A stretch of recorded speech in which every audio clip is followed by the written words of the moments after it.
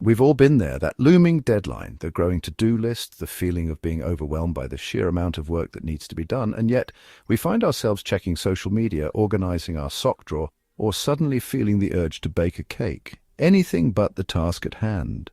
Procrastination, the art of delaying tasks despite knowing better, is a universal human experience.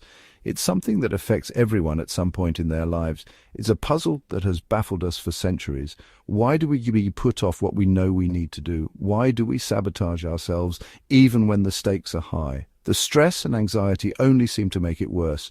Procrastination isn't simply laziness or poor time management. It's much deeper than that. It's a complex interplay of emotions, thoughts, and biological responses. Our brains are wired in ways that sometimes work against us. Understanding this intricate dance is the first step towards breaking free from its grip. Knowledge is power.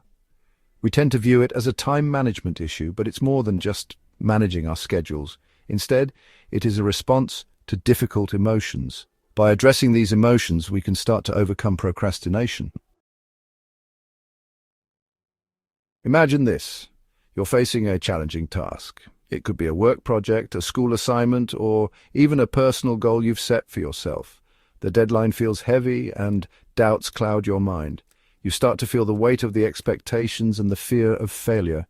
Your amygdala, the brain's alarm system, sounds the alert. It's like a fire alarm going off in your head. It perceives this task as a threat, triggering a cascade of stress hormones like adrenaline. Your body goes into fight or flight mode. This is a primal survival mechanism designed to protect us from danger.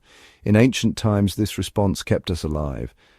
But in this case, the danger isn't a saber-toothed tiger. It's a presentation or a pile of bills. Modern stressors trigger the same ancient response.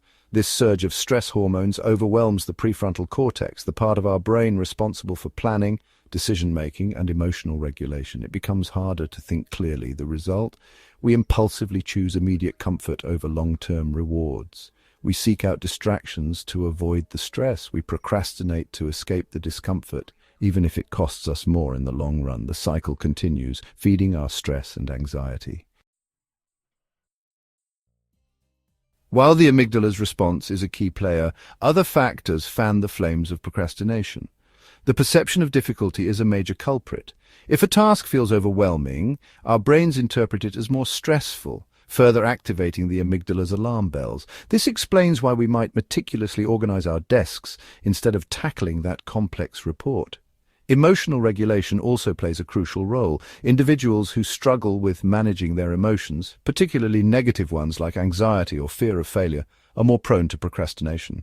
They use procrastination as a coping mechanism, a way to avoid the emotional turmoil associated with the task.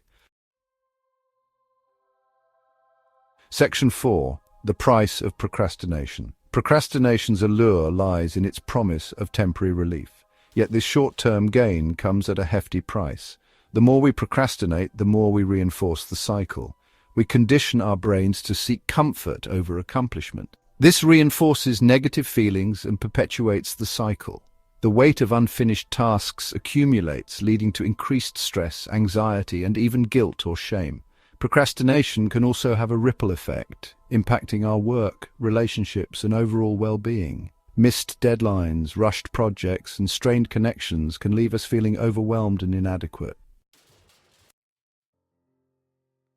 Section 5. Breaking free tips for conquering procrastination. Overcoming procrastination isn't about becoming a productivity robot. It's about understanding and managing our relationship with discomfort. It's about recognizing the emotions that drive us to delay tasks and finding ways to address them. One effective strategy is breaking down large tasks into smaller, more manageable chunks. This makes the task feel less daunting and helps to reduce the amygdala's threat response, making it easier to get started. Another approach is to cultivate self-compassion. Instead of berating ourselves for past procrastination, we can choose to forgive ourselves and focus on moving forward. Recognizing and addressing any underlying emotional factors such as perfectionism or fear of failure is also crucial. These emotions can often paralyze us and prevent us from taking action. Seeking support from a therapist or counselor can provide valuable tools and strategies for managing these emotions.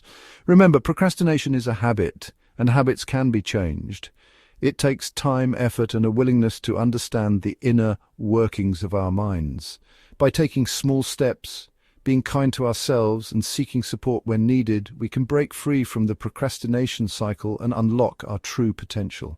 It's a journey of self-discovery and growth, and with persistence, we can achieve a more productive and fulfilling life. Embrace the process, celebrate small victories, and remember that change is possible. With dedication and the right mindset, we can transform our habits and achieve our goals. So take that first step today and start your journey towards conquering procrastination. We can break free from the procrastination cycle and unlock our true potential.